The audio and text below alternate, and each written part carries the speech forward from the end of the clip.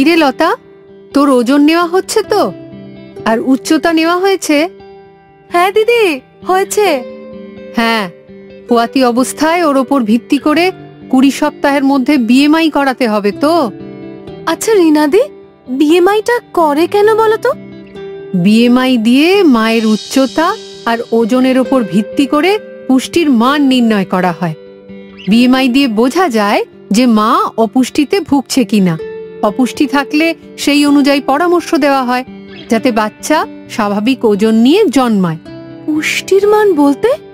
দেখ, পুষ্টির দিক থেকে গর্ভবতী মায়েদের 5 ভাগে ভাগ করা হয়: অতিরোগা, রোগা, স্বাভাবিক, মোটা আর অতি মোটা।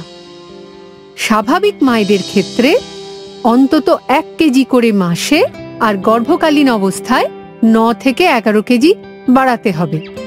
মোটা মায়েদের ক্ষেত্রে খুব বেশি হলে 1 কেজি করে মাসে আর গর্ভকালীন অবস্থায় 7 থেকে 10 কেজি বাড়াতে হবে।